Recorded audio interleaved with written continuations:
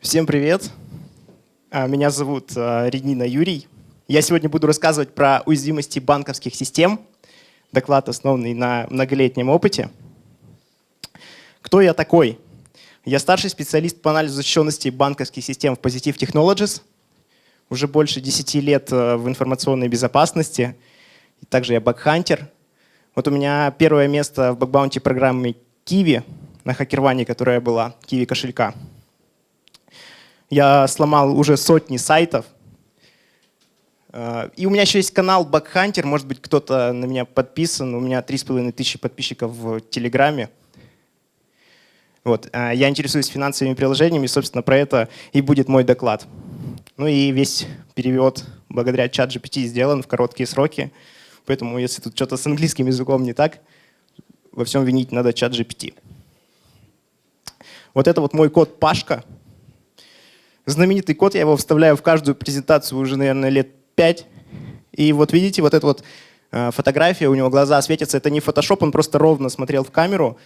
И вспышка на камере, и угол, под которым он смотрел. И вот все благодаря этому получилась вот такая вот фотография. Ну, это так, просто к сведению. На всякий случай сюда добавил. Я использую новые технологии в своей презентации. Вы видите, тут здесь падают восклицательные знаки и появляется надпись «Внимание». Но еще я хочу сказать то, что абсолютно все про безопасность банков в одном таком докладе рассказать невозможно. Нужно, наверное, 10 таких докладов. Я такой постарался выбрать здесь самые интересные моменты и расскажу вам про них. Вот этот слайд, все понимают, почему информационная безопасность в банковском секторе очень важна.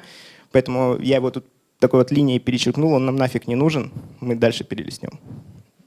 Вот. Ну и теперь давайте поговорим, где обычно прячутся уязвимости. Ну и, скорее всего, они будут прятаться там, где у других людей не будет никакого доступа, ну или им будет получить доступ туда очень сложно. Например, у вас в банке есть какие-то внутренние сервисы, я не знаю, сервисы для какого-то технического персонала и так далее. Вот уязвимости самые крутые могут прятаться там. Поэтому, если вы защищаете банк, то я вам рекомендую на такие места составить, наверное, список таких мест и посмотреть уязвимости там. Наверняка они там, соответственно, будут. Да, также уязвимости на сабдоменах. Чтобы найти эти сабдомены, нужны инструменты что-то больше, чем DNS-дамстер или CRT и SASH. Вот у сайта вообще может не быть поддомена, да, может быть IP-адрес. Вот недавно я смотрел в бакбаунти программе Wildberries, получил, соответственно, IP-адрес сайта, ну и просто -1 +1 нашел еще несколько поддоменов интересных. Ну и обычно, да, уязвимости, они, конечно же, прячутся на самом видном месте. Вот обычно хакеры в бакбаунти, допустим, думают, да я не буду здесь искать, здесь уже 100 раз все нашли. Но на самом деле там есть дыры. Вот, допустим, у нас была такая в России площадка, Pandao она называлась, там продавали всякие вещи из Китая и так далее. И вот я там прям в форме входа нашел уязвимость, и можно было зайти в абсолютно любой аккаунт, соответственно, таким образом я получил $2500. Ну, прям вот на самом видном месте лежит. Да, также стоит смотреть другие порты, не только 443, 80. Там тоже могут быть уязвимости. Я часто вижу такие репорты от хакеров-бакхантеров, где на других портах какие-то серьезные сервисы крутятся и через них разламывают банк. Ну и, соответственно, баги на партнерских веб-сайтах.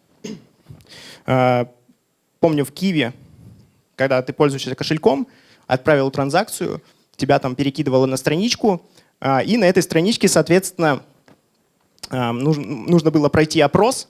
Опрос встраивался во фрейме, и этот опрос создавался на партнерском сайте.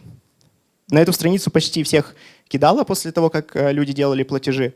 Я зашел на партнерский сайт, нашел там IDOR, написал H1 тест. Ну и, соответственно, мой текст появился на странице, на которой там очень-очень много народу заходило. Но еще там была XSS, с помощью которой можно было редиректить пользователей куда угодно с этой страницы. Вот эти вот технологии с анимациями, падающими деньгами, это спасибо нейросети, она мне очень помогла. Вот. И мы поговорим про основные цели хакеров. Конечно же, это деньги. Всех хакеров интересуют деньги. Тут все понятно. Персональная информация тоже это одна из основных целей. Тут можно добавить скобочки, и это тоже деньги, потому что персональная информация, которую добывают хакеры, она, соответственно, потом продается в Даркнете, например. Ну и по факту это тоже деньги. Ну еще System Disruption, когда банк перестает работать, тоже может быть целью некоторых хакеров. Ну вот тут сразу, да, вспоминается график аптайма с проседанием, и во время вот этого проседания банк теряет очень много денег на комиссии. Ну и, соответственно, да, вот такие вот цели я выделил. Могут быть еще тут, я не утверждаю, что все. Ну давайте мы немного так техники про XXE поговорим. Это уязвимость, которая возникает в парсерах XML, когда у злоумышленника есть возможность внедрять всякие entity. Ну и вот здесь два примера таких payload'ов. То есть с помощью первого тут вложенный entity можно устроить DOS. Вы заливаете просто этот XML парсер его парсит, и у него возникают большие проблемы с обработкой, тратится очень много времени. Ну и, соответственно, вот такой вот DOS тоже. Другие пользователи могут в этот момент и не пользоваться, не смогут, наверное, пользоваться парсером. К чему это может привести? К чтению системных файлов, вот ниже payload, с помощью него можно читать системные файлы. Ну а дальше, если вы читаете системные файлы, соответственно, можно все что угодно с этим делать, докручивать даже до RCE, если, не дай бог, там доступ к исходному коду таким образом получить, это да, это серьезно. Здесь есть ссылочка, там много этих пейлодов на все случаи жизни. Вот, сможете посмотреть. Ну давайте теперь поговорим. Вообще в этой уязвимости нет ничего сложного. Сложность заключается в том, чтобы найти парсер, который съест вашу XML-ку. Ну и я тут 4 примера, где могут быть такие парсеры, привел. Да, вот интеграции всевозможные с внешними сервисами. Ну, допустим, обмен какими-то данными с партнерами. У банка может быть много партнеров, и банк может посылать партнерам что-то через XML, или партнеры, наоборот, могут. Ну, скорее всего, тут да, про то, что партнеры посылают XML-ки. И если вашего партнера взломали, и у него есть какой-то доступ к функционалу, который парсит XML, то могут возникнуть проблемы. Да, вот тут еще есть. Когда обрабатываются клиентские данные, соответственно, ну, например, банк юридического лица есть, и у юридического лица, у компании есть много сотрудников. Обычно как формируется XML-ка, этим сотрудникам нужно платить зарплату, XML-ка заливается, все сотрудники импортируются, ну и, соответственно, вот где-то там в этой XML-ке может быть также встроена entity. Да, и всякие приложения пользователей тоже могут посылать XML-ки. Ну, например, пользователь там как-то интегрирован с вашим банком, может быть, делает какие-то выплаты. Ну и, соответственно, тоже через этот момент можно атаковать. Да, и вот XML-ка часто летает между банкоматом и процессинговым центром. Можно сделать XXE на банкомате. В принципе, здесь, я думаю, понятно. Теперь давайте про уязвимости бизнес-логики поговорим. Чем они мне нравятся? Они мне нравятся тем, что их по факту бесконечное количество и почти нереально пофиксить все уязвимости. Вы можете очень долго защищать ваш банк, но хотя бы одна дыра, соответственно, на нем всегда останется. Ну, другое дело, будет сложнее найти ее. Потому что вот, когда программа какая-то выходит на баг-баунти в первые дни, в первые недели, самое большое количество репортов, а потом, соответственно, их становится все меньше, меньше, меньше, нужно повышать выплаты. Ну и, в общем, сложнее все становится искать уязвимости. Эти уязвимости могут быть как low, так и critical уровня.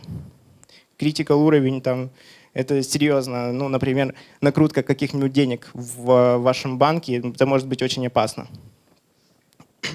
На текущий момент очень тяжело искать такие уязвимости автоматизированными средствами. Ну, сейчас уже нейронки там развиваются, знаете, там ChatGPT и так далее. Там, хакеры ими уже пользуются. Но на текущий момент, опять же повторюсь, тяжеловато искать, нужно как-то думать. Но в будущем я не исключаю то, что такое произойдет, когда нейронки нас заменят. Да, и еще есть один такой момент, то что если, допустим, SQL-инъекцию вы какую-то можете детектировать, то уязвимость бизнес-логики, скорее всего, будет детектировать очень-очень тяжело. Ну, я бы сказал, наверное, очень тяжело. Да. Ну и вот здесь примеры уязвимости бизнес-логики. Не знаю, почему здесь этот мем знаменитый, просто я его сюда добавил. Ну и самое такое, что приходит в голову, это, конечно же, транзакции с недостаточным балансом. Ну, тот же самый raise condition. Мы быстро отправляем 2 запроса на перевод денег, скажем. Ну, сейчас уже такое мало работает, потому что банки обычно делают очередь транзакций. Но, тем не менее, может такое случиться. Raise condition'ов. Вот, допустим, было финансовое приложение одно для фрилансеров.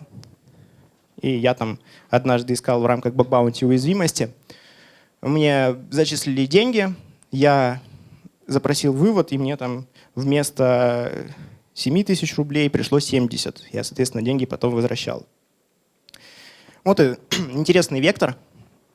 Ну, предположим, у нас сегодня доллар стоит 100 рублей вечером. Мы создали заявку на обмен наших рублей на доллары. Ну и не нажали там на последнем этапе на кнопочку «Обменять» и ушли спать.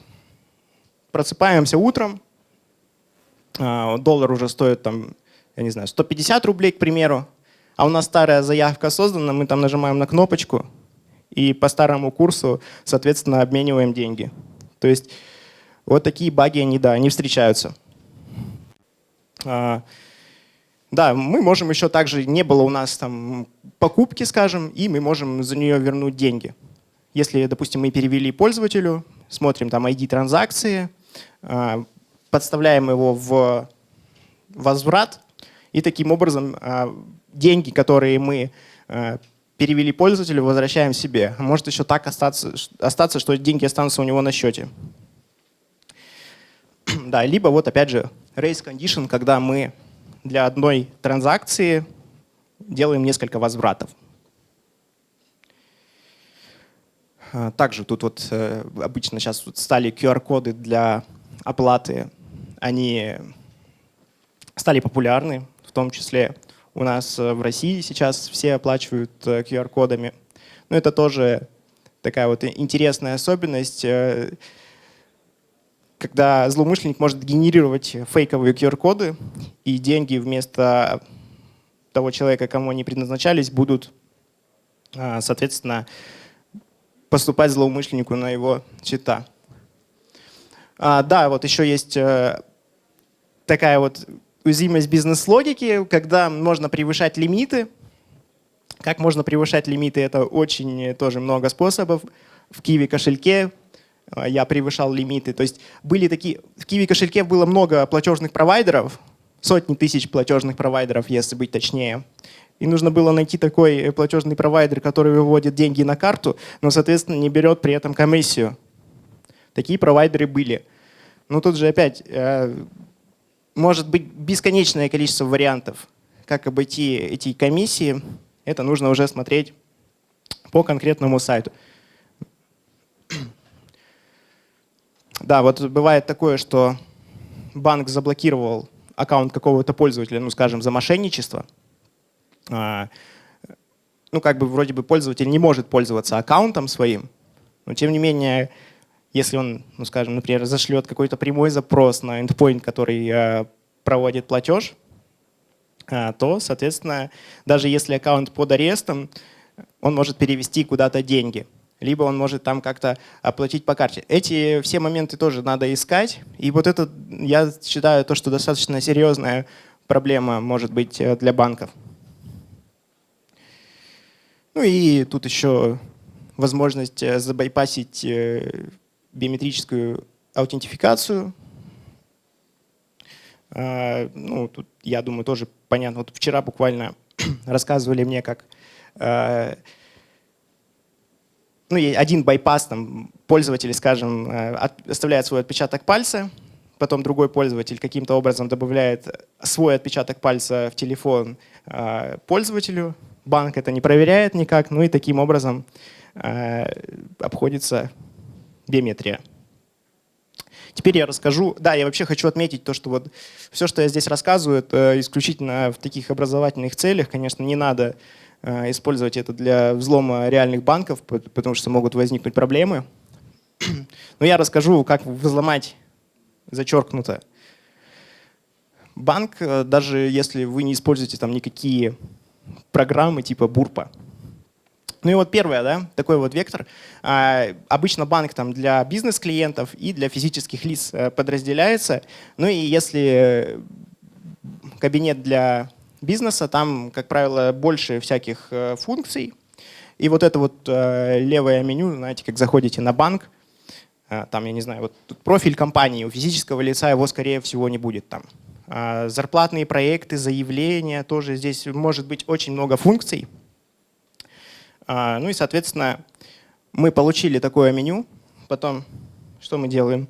Мы берем, дублируем вкладку, и в одной из этих вкладок мы выходим просто из аккаунта юридического лица. То есть у нас остается одна вкладка, в которой как бы есть у нас авторизованное юридическое лицо, но на самом деле там никакой авторизации уже нет, потому что мы должны в другой вкладке выйти. Ну и, соответственно, мы переходим на вкладку юридического лица и начинаем просто открывать все пункты меню по порядку. Просто правой кнопкой мыши открыть в новой вкладке. И вы удивитесь, но иногда может быть такое, что некоторые вкладки для юридического лица, скажем, они откроются под аккаунтом физического лица. Я вот очень часто сталкиваюсь с такой уязвимостью. Просто даже не надо тут бурп открывать. Все настолько просто. Поэтому злоумышленники могут, да, так вот атаковать. Да, теперь вот про race condition. Тут видно два таких квадратика конкурируют за одно место. На самом деле это две машины паркуются, нейронная сеть мне так изобразила. Ну вот видите, в одном моменте, соответственно, они там вместе попадают, и, да, и вот произошел race condition. Ну, если простым языком говорить, это когда мы отправляем несколько запросов очень быстро, и они у нас одновременно проходят. Да, вот ATM, как злоумышленники могут взломать банкомат голыми руками. Да, такой вот классический метод. Есть там у пользователя $1000, и он подходит к банкомату, через банкомат выводит из них 900, и одновременно при этом отправляет через мобильное приложение деньги куда-то. Race condition вот такой вот, казалось бы, очень простой, да, но ну, чтобы его проэксплуатировать, он может и не сработать, да, если так одновременно попробовать отправить с телефона, потому что разница есть. Но если он сработает, то это, ну, вполне это возможно. Да, вот здесь мистер Бист, который тут 0 и 100 тысяч долларов, мемчик такой. Здесь как правильно брать кредит. Да, вот есть, соответственно, вам дали кредитную карту, на ней есть там какой-то одобренный лимит. Да, немного тут сломалось. Ну, соответственно, вы создаете две транзакции, каждая из которых не превышает этот лимит. Вам осталось ввести смс-ку, вы вводите смс-ку в одной вкладке, вводите в другой, лимит превышается. Ну и также примерно со скидками. Был, соответственно, ну есть такие сайты, знаете, когда привлекают людей туда, на первый любой товар какая-то скидка. Вот. Но только на один товар. Соответственно, мы создаем, скажем, выбираем несколько товаров, выбираем один, создаем платеж, инициируем там тоже на моменте ввода смс или на моменте сканирования QR-кода останавливаемся. И также второй. То есть мы два платежа как бы со скидкой инициировали, оплачиваем там, и у нас, соответственно, получаются два товара по одной цене. Вот. В принципе, у нас такая вот часть с докладом закончилась. У нас сейчас будет практика. Мы будем прямо с вами ломать кошелек. Поэтому вот так вот. Вы видите мой рабочий стол. Да, все хорошо. Смотрите, мы сейчас... Вот он, кошелек. Давайте посмотрим вообще, что у нас... Вы там кто-то стоит в проходе, присаживайтесь. Здесь, в принципе, есть свободные места, потому что сейчас будем... Да, не хотят люди. Ну ладно. Вот. Кошелек. Историю мы закроем. У нас есть Burp. Самая такая распространенная программа, с помощью которой хакеры ломают сайты. Вот. Ну и давайте попробуем вместе взломать этот кошелек прямо сейчас тут в прямом эфире. Вот видите, здесь такие много вкладочек. Конечно, бы их хорошо все изучить по порядку. Ну, давайте вот начнем. Мы сейчас на главной. Давайте следующую вкладку откроем «Курсы валют». Я вот так даже растяну. Эта вкладка нужна для того, чтобы здесь отображать все курсы валют по отношению к доллару. Может быть, кто-то знает, какая здесь есть уязвимость? Какие-нибудь предположения есть? SQL-инъекция, да, тут говорят. Ну давайте проверим. Вот. В принципе, мы можем даже воспользоваться какими-то встроенными инструментами браузера. Откроем вкладочку Network. И вообще попробуем разобраться, как это все работает. Видите, здесь появляется какой-то запрос. Он на самом деле должен появляться каждые 10 секунд. И попробуем здесь, вот человек там дал гипотезу, то, что здесь SQL-инъекция. Попробуем написать здесь, например, тест. Ну и мы видим, да, то, что при этом никаких запросов не летит. То есть поиск у нас прошел, но запросов никаких нет. Зато у нас вот этот вот тест отобразился здесь. Соответственно, SQL-инъекции здесь нет, потому что запросы на бэкэнд просто не летят. Но мы здесь можем написать, например, что-то вот такое. Да, XSS. И вот она наша XSS. Ну, правда, это self такая XSS, она, наверное, даже бесполезная в этом случае. Ну, с помощью нее можно, например, дернуть куки. Давайте попробуем дернуть куки, посмотреть.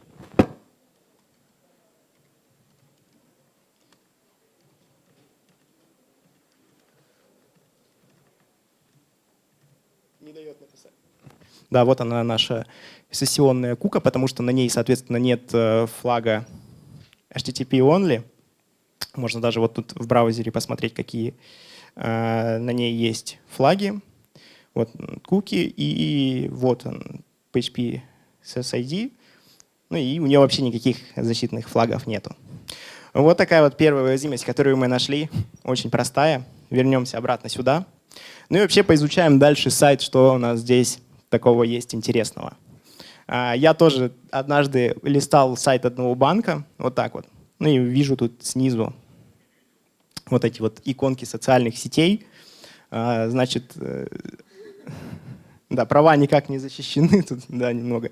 Вот, и в этих иконках социальных сетей я нашел одну такую социальную сеть, которая была просто не занята. На главной странице банка, представляете? Я, соответственно, занял эту социальную сеть, зарегистрировал себе адрес, и все те пользователи, которые заходили на главную страницу банка и кликали на социальные сети, попадали ко мне на страничку. Такой вот вектор был. То есть, ну, здесь, видите, да, здесь не указано, там никаких ссылок нету. Тут, видите, решеточка. Поэтому закроем. Вот. Ну и, в принципе, тут еще некоторые есть функционал, но я вам так по секрету скажу, чтобы никого тут он не работает. Вот, давайте мы войдем и попробуем зарегистрироваться. Вот форма входа в кошелек. Конечно, в банке, скорее всего, там будет вход по номеру карты или по номеру телефона. Ну, здесь для простоты сделано с помощью почты. Причем не надо подтверждать. Давайте здесь какую-нибудь рандомную почту введем и попробуем найти одну из самых популярных уязвимостей, которая может встретиться в банке.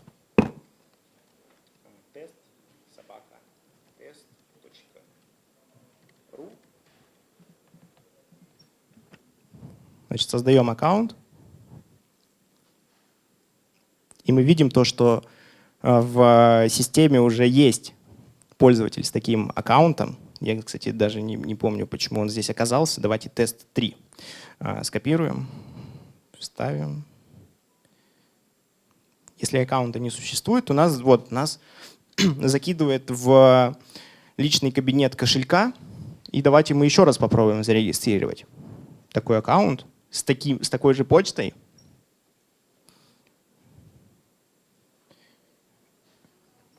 Да, вы видите, то есть уязвимость называется user enumeration, когда мы можем перечислять юзернеймы пользователей. И юзернеймы пользователей, которые таким образом могут добыть злоумышленники, они могут использоваться дальше в каких-то мошеннических целях с помощью таких юзернеймов. Таким юзернеймом могут подбираться пароли, если нет, соответственно, никаких защит. В этой форме, видите, даже капчи нет. И, соответственно, здесь спокойно можно все аккаунты перебрать. Но обычно в банках, да, там выставляют какие-то рейт-лимиты, баны, и это нужно, соответственно, делать. Еще здесь такая вот уязвимость, да, когда мы можем тут создать очень простой пароль, можем там хоть единичку написать, и таким образом с очень простым паролем пользователь может войти в банк. Ну ладно, давайте мы перейдем на форму входа. И здесь немного покопаемся в коде страницы, посмотрим вообще, как реализована капча. Давайте уже воспользуемся бурпом. Вообще, вы хотите, чтобы я рассказал про то, как работает бурп? Или это такая вот...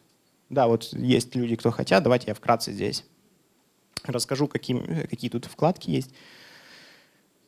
Соответственно, вкладка, в которой формируется карта сайта. Видите, тут наш, соответственно, сайт. Мы посещали здесь какие-то вот скрипты, здесь есть. Количество notification'ов вот здесь отдает и так далее. Ну, здесь можно, в принципе, удобно лазить по сайту и смотреть, что в нем тут есть такое интересное. Мы можем... У нас, видите, здесь да, появляются разные какие-то сайты. Мы можем их исключить из скопа, вот так вот взять, выделить и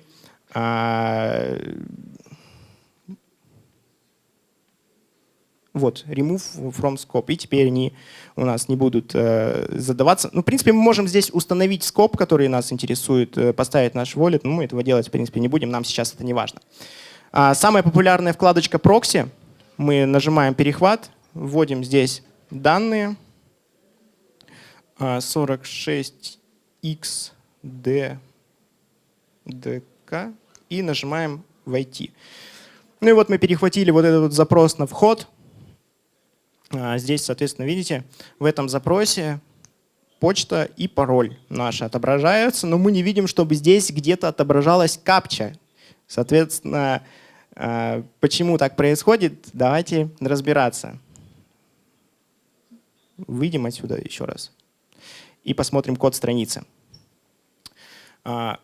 Если здесь чуть-чуть пролистать, видно то, что капча здесь генерируется на клиент-сайде, сравнивается на клиент-сайде. Соответственно, так делать нельзя, но такое тоже, в принципе, у меня в практике встречалось и может быть. Ладно, давайте мы уже наконец-то зайдем и посмотрим, как там у нас в кошельке, что у нас там есть, самое интересное. Это мы еще даже не вошли.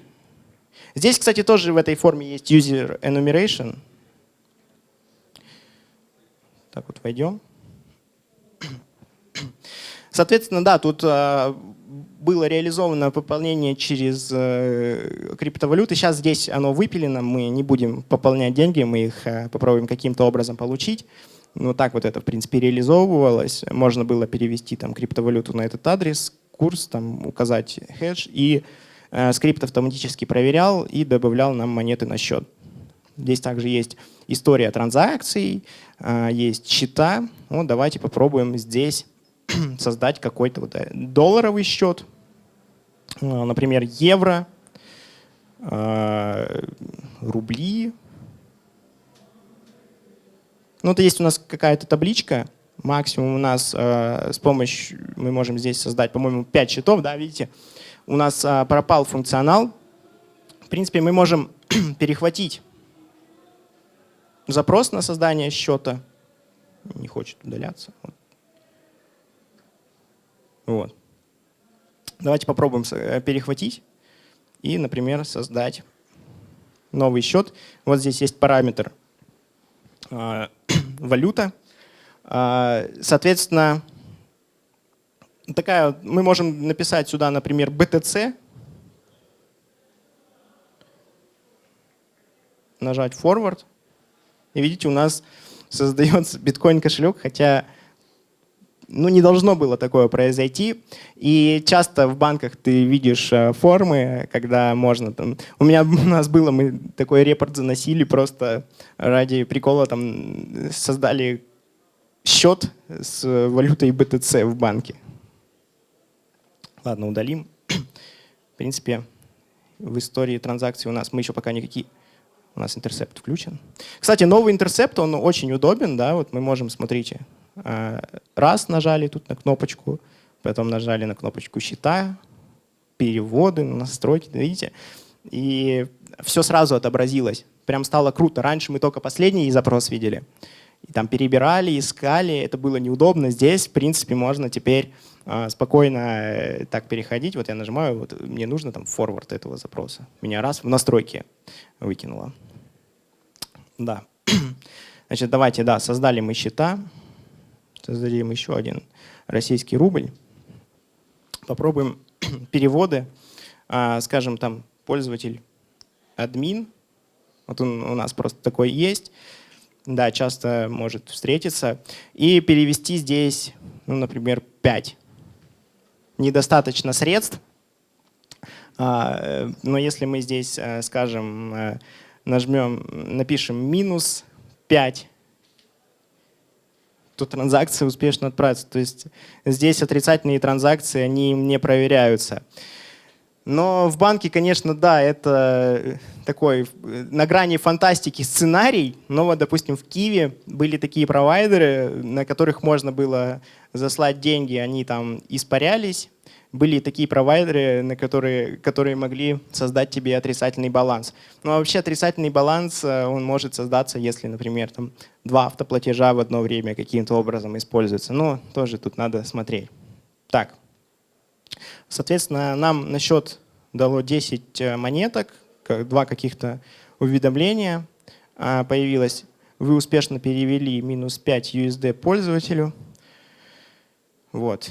Счета мы посмотрели. Переводы. Вот, настройки, да.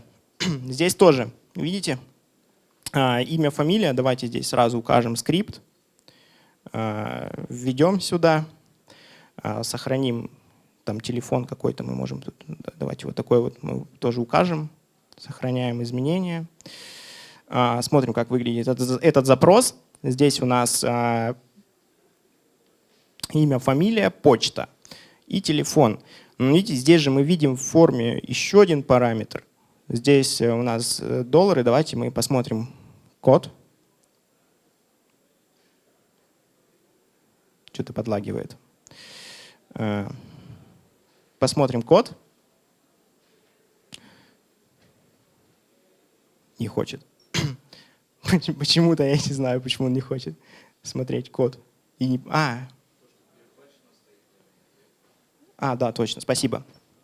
Да, вот. Всегда про это забываешь.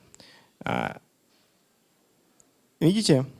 Выключен. Мы можем, в принципе, удалить эту штуку. Можем вот этот взять параметр и добавить его в запрос. Давайте еще раз перехватим. Intercept, сохранить изменения. Здесь его нету, но мы его добавим. Ну и здесь напишем GBP. Они подороже долларов у нас получаются. Давайте отправим. Посмотрим, что произойдет здесь. Этот дропнем и еще раз откроем. То есть мы себе поменяли основную валюту на нашем счете И теперь у нас, ну, на самом деле, вот эти монеты — это доллары. Теперь наши доллары все превратились в фунты стерлингов. Вот так вот мы раздюпали деньги, получается. Ну и теперь, скажем, в обмене валют, здесь курсы немного неправильные, мы можем наши ГБП 10-20 перевести в доллары. Тоже здесь, если мы перехватим, можно посмотреть запрос. Ага, ну давайте 10. Здесь видите, да, вот когда мы нажимаем на кнопку «Обменять», соответственно, какой-то непонятный запрос, с какого кошелька, на какой мы переводим и какое значение. Здесь все с помощью вот такой вот функции.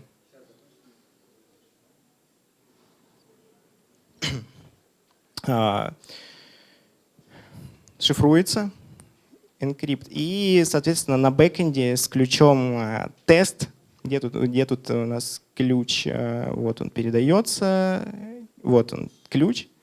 Бэкэнд расшифровывает и, в принципе, видит данные. Ну, так делать, соответственно, небезопасно. Вы сами понимаете, потому что там могут могут зашифровать эти значения по этому ключу и, в принципе, обойти обмен валют. Давайте посмотрим. Вот в итоге у нас обменялись деньги. Да, у нас, видите, наши счета, видите, у нас стало $13. То есть благодаря тому, что мы поменяли там валюту, мы теперь можем получать деньги. То есть мы уже нашли как минимум 2 способа. С переводами мы можем отправить отрицательные суммы. То есть тому человеку, которому мы отправили, у него будет меньше денег, у нас будет больше. И еще с вот этим вот с настройками, скажем, с основной валютой, когда мы просто всю эту валюту переместили. Давайте историю транзакций посмотрим. Вот тут мы, да, $13 себе же переводили, когда обменивали, и попробуем получить чек.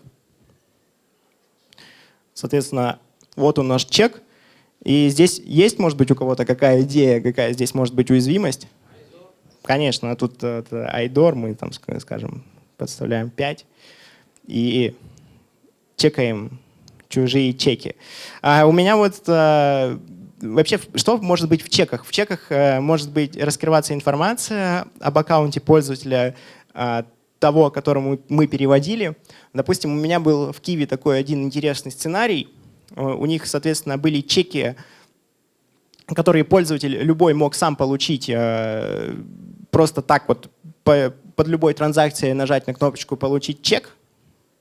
А были еще чеки, которые можно было расширенные запросить через техподдержку. И вот, соответственно, я однажды запросил расширенный чек через техподдержку Kiwi кошелька, они мне прислали, а там раскрывался номер пользователя, которому я переводил. А та транзакция, она была на копилку, а копилка была сделана для того, чтобы, соответственно, никаким образом не узнать там, номер того человека, которому переводите. Ну, то есть, грубо говоря, перевод по никнейму. Вот, и таким образом чеки, в них может, да, раскрываться всякая полезная информация. Да, вот что с кредитами тоже может быть. Ну, давайте мы попробуем оформить тут небольшой кредитик на $100 и на 100 ГБП получается, и на 12 месяцев.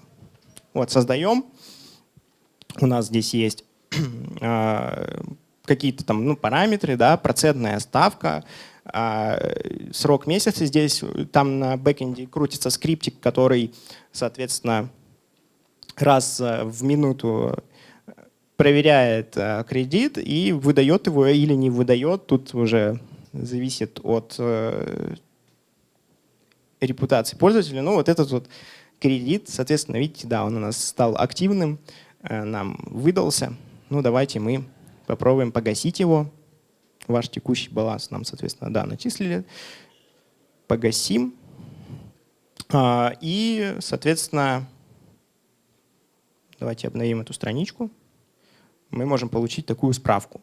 Видите, здесь уже XSS не отрабатывает, потому что здесь есть какая-то фильтрация. Но какая же здесь может быть уязвимость? Может быть, у кого-то есть какая-то идея, может быть, в кредитах? Что у нас может быть? Идей нету, хорошо. Давайте я расскажу, что здесь может быть за уязвимость. Для этого нам надо попробовать перехватить запрос. И вот в этом запросе, так вот уже может видно.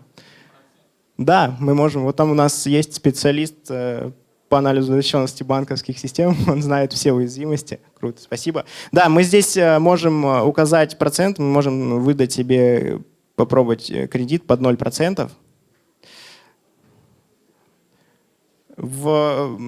Часто, когда ломаем банки, видим то, что можно указывать вручную процентную ставку. И вот я сейчас здесь указал процентную ставку 0%. И сейчас мы посмотрим, пройдет ли у нас этот кредит, выдастся ли он нам или нет. Вот, кстати, тоже интересно. Да, мы можем кредит под отрицательный процент. Давайте попробуем. Я просто, кстати, не пробовал сумму. 1000, срок кредита 1 месяц. И подадим заявку, и процент минус 10. Ну, отрицательные числа везде надо. Когда вы тестируете банк, платежи, всегда я рекомендую использовать отрицательные числа. Все, отправляем. А этот дропнем. Посмотрим. Ну да, вот у нас здесь даже под отрицательный процент можно выбрать кредит. Вот, кстати, раз мы уже заговорили про отрицательный процент, может быть вообще сюда, какое-нибудь не число, а какое-нибудь значение попробовать указать? Что, может быть, нам там какая-то ошибка выдастся? Может и сломаться, да? Вот видите, кстати, под 0% нам выдался кредит. Давайте попробуем здесь написать, там, вот давайте кавычку поставим, что она кавычку съест, интересно. Ага, это редирект. Дропнем еще раз. Видите, она в 0, да, превратилась. Ну, то есть здесь все-таки произвольное значение не подставить. Вот, ну, то есть этот пока не выдается. Ну, вообще должен. Да, все, вот они нам, эти все под отрицательный процент. А как вы себе представляете кредит под отрицательный процент? То есть вы должны будете отдать меньше, чем вы взяли? Вот. Да. Банк вам должен еще останется. Здесь тоже помощь, поддержка. Мы можем создать, соответственно, какой-то новый тикет. Просто посмотрим. Вот этот вот функционал писала новая нейронка. Все, что было до этого, вообще весь сайт это написала нейронная сеть. Вы видите, да, там она не добавляет. Мы тут очень-очень много уязвимостей не затронули. Вот, допустим, сейчас еще одну уязвимость там покажу в чеках. Здесь давайте просто тоже попробуем создать какой-то тикет, посмотреть, как это работает. Везде по дефолту будем такой payload писать для XSS. SQL-инъекции здесь точно нет. Категория проблема с аккаунтом. Приоритет срочный. Отправляем. Тикет успешно создан. Да, вот тоже. Здесь уже у нас в системе 3 тикета, но вот IDOR будет здесь работать. Вот IDOR здесь, соответственно, не работает, потому что тикеты чужих пользователей мы получить не можем. Отправляем, тут добавляем комментарии. И видите, да. Здесь уязвимости никакой нету. Что? Очень плохо слышу. Да, давайте попробуем отправить какой-нибудь файл. Сейчас давайте. Кстати, вот эта картинка на фоне из телескопа Джеймс Уэбб. Мы ее вот так вот используем. Сохраним на рабочий стол. Попробуем залить.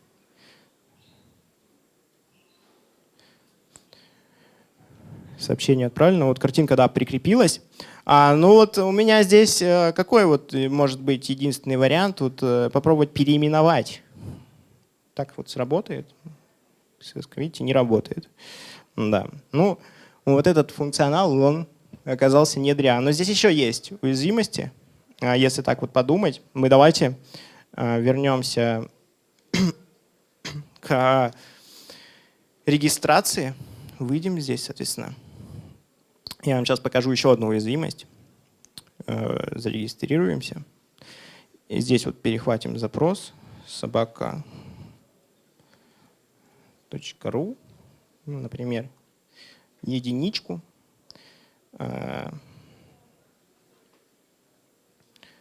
Давайте место почты. Попробуем что-нибудь такое указать. Отправим на репитер, здесь пока дропнем. Я сейчас просто покажу, что если вы пытаетесь ввести такое значение тут, 1.1, то, соответственно, видите, оно не дает. Но если мы сделаем вот так вот и подставим вот сюда вот, и попробуем нажать forward, то видите, нас зарегистрировало опять в аккаунте с вот таким вот нашим никнеймом. Если мы перейдем в обмен валют, тут видите, уже какая-то возникла проблема. Вот здесь вот на самом деле SQL-инъекция, потому что мы в payload наш добавили одинарную кавычку, а там, если посмотреть код, тут даже если мы можем посмотреть код вот этого элемента, видите, здесь каким-то образом пусто. Соответственно, да, там нарушилась логика SQL-запроса, и здесь поэтому, соответственно, ничего нету. Но здесь есть одна тут можно, теперь мы сделали такой никнейм. Обычно, да, вот когда ломаете сайт, и многие сайты запрещают делать такие никнеймы. В Одноклассниках, в социальной сети я однажды зарегистрировал аккаунт с таким никнеймом, и потом очень-очень много уязвимостей находил. Мне платили деньги там по $500 за XSS-ку. С таким никнеймом можно было через Одноклассники заходить вообще на любой сайт, и вот там, в принципе, отстреливала эта уязвимость. Здесь я вот так вот навскидку помню, где здесь есть уязвимость. Давайте мы попробуем немного денег себе получить. Мы же уже с вами чеки смотрели. Минус 500 мы себе сделали. История транзакций. Видите, оказывается, если посмотреть чуть-чуть поглубже, то в чеке не только IDOR, но и еще есть XSS. Юзернейм, через юзернейм. Видите, сайт не отфильтровал. В принципе, наверное, я думаю, уже можно перейти к вопросам, чтобы никого не утомлять. Да, вот здесь вопросы.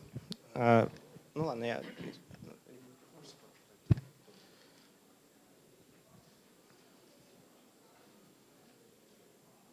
Обычно токены крадут через куки, но есть ли возможность украсть это через хедеры?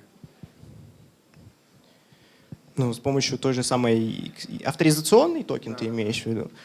Да, можно с помощью той же самой XSS дернуть, попробовать токен из хедера.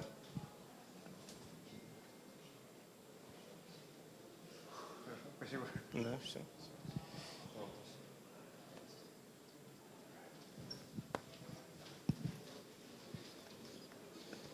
Здравствуйте. Можно интерсепт мобильные приложения?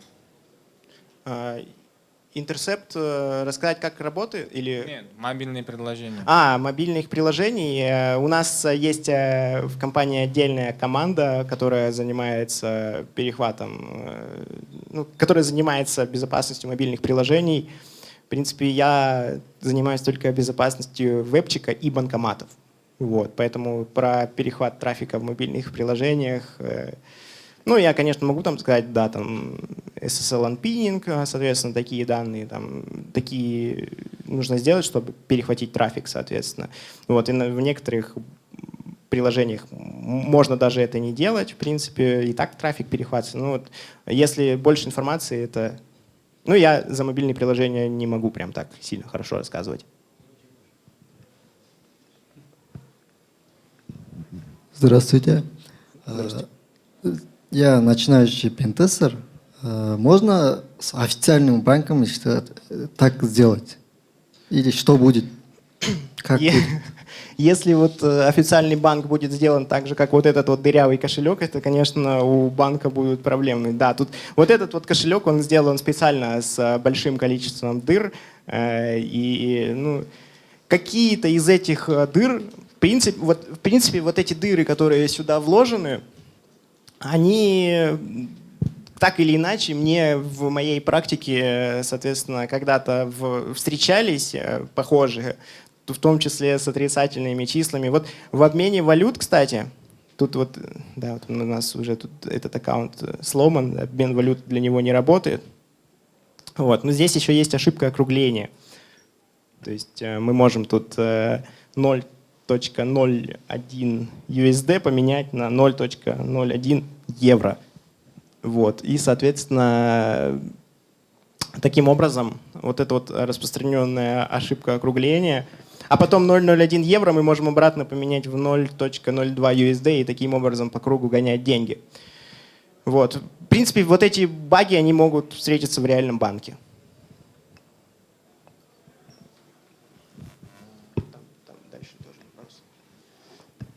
Есть ли какие-то критерии или правила для сабмита багов, чтобы это считалось как то, что ты специально с Red Team хотел баг зарепортить, а не так, то, что ты как злоумышленник? Ну, если ты ломаешь в рамках баг-баунти, то у каждой программы есть определенные правила, и, в принципе, если ты будешь их соблюдать, то никто не будет тебя считать злоумышленником, и ты можешь таким образом, не боясь, спокойно репортить. Вот, я не знаю, честно говоря, вот все как-то боятся, да, там, репортить уязвимости, с точки зрения, там могут какие-то последствия возникнуть, но на самом деле, вот я за свою практику ни разу не видел такого, чтобы у кого-то какие-то последствия возникли. Поэтому можно спокойно, не боясь заносить уязвимости, но в то же время хулиганить, ломать сайты, быть неэтичным хакером, такого делать не надо. Спасибо. Там вот еще был дальше вопрос.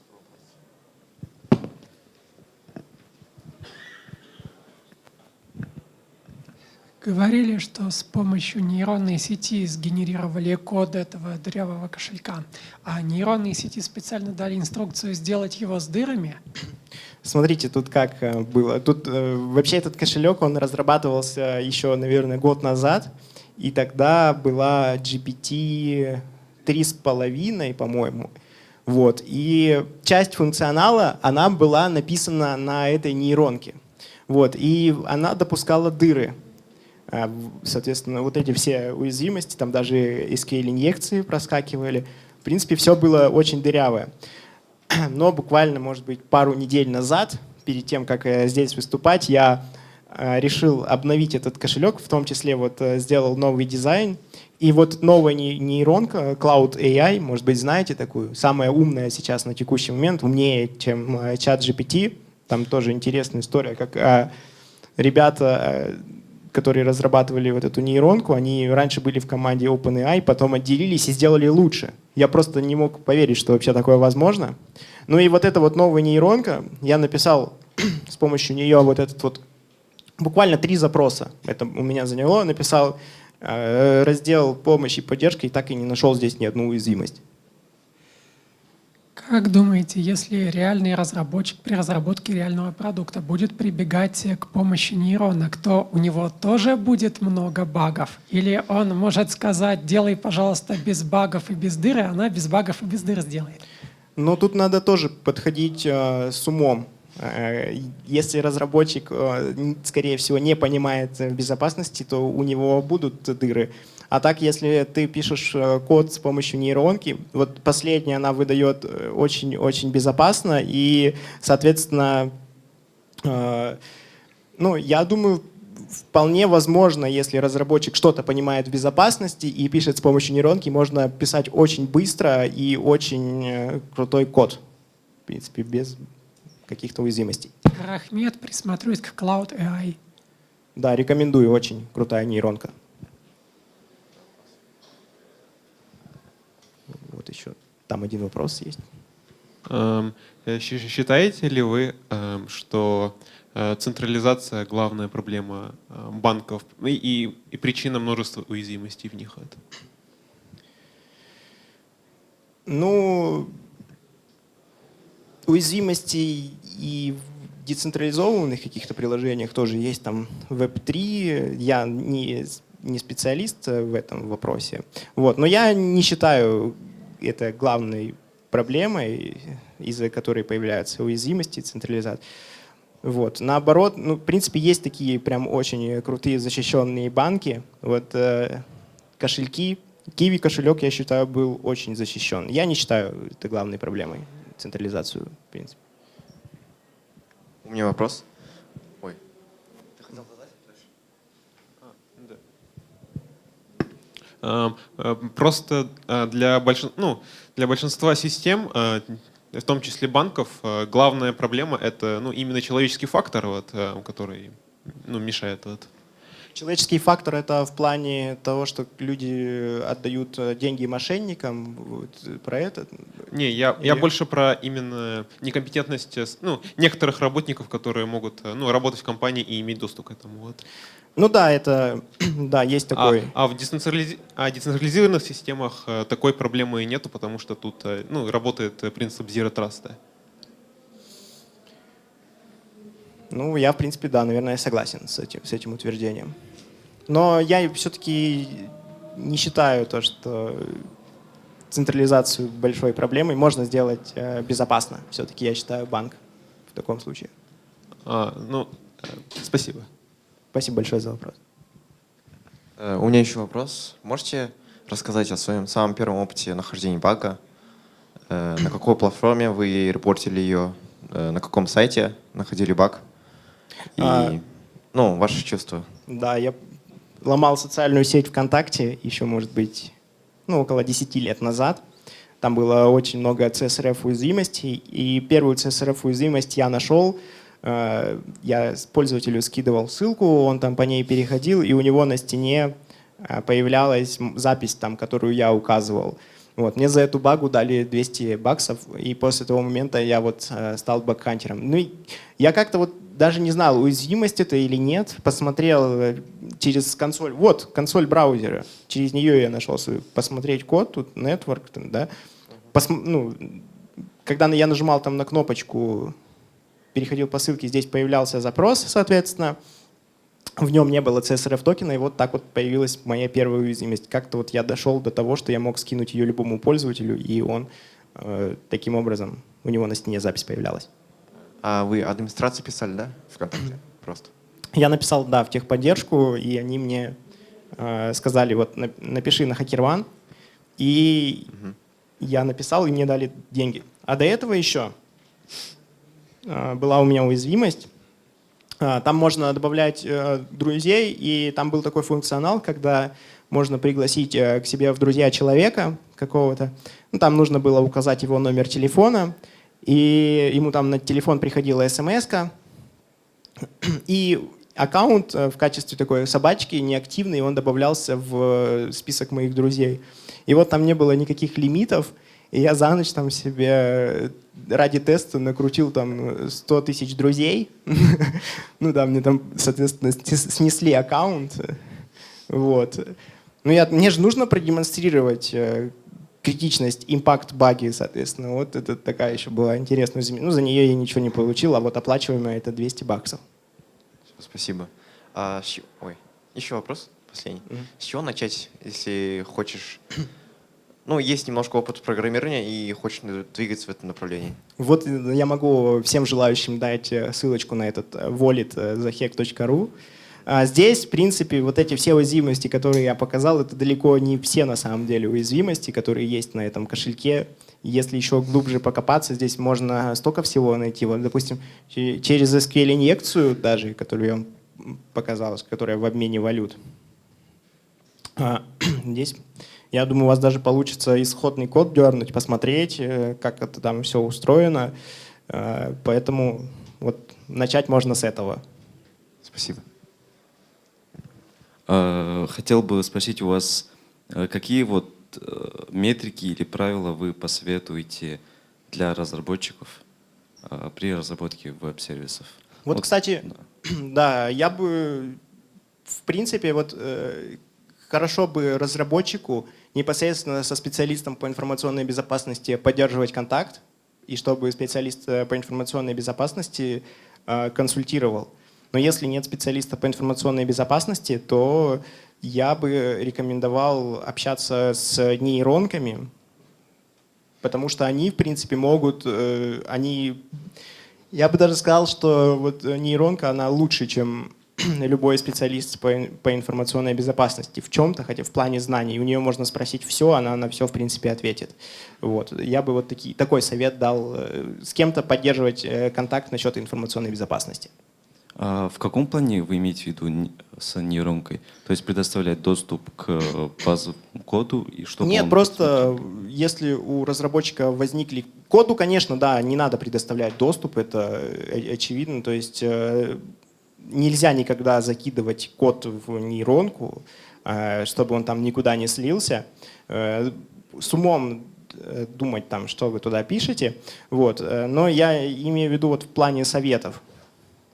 Она, конечно, вот если у нейросети спрашивать, она может и сказать то, что я вам в этом случае помочь не могу, так как это там незаконный, как-то незаконно, да, но вы можете сказать ей, что вы бэкхантер, там предварительный какой-то диалог с ней провести, так сказать, промыть ей мозги, и она сможет отвечать на любые вопросы по информационной безопасности. Вот, я так вот бы сказал. Ну, то есть общаться именно в плане так же, как с живым человеком, спрашивать какие-то советы, вот как сделать обмен валют безопасным.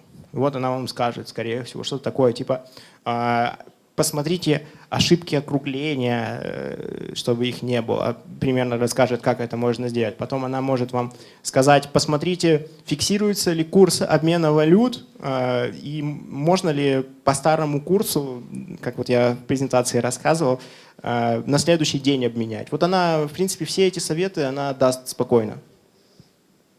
Спасибо. Кто еще хочет задать вопрос? Все вроде. Все, спасибо всем большое.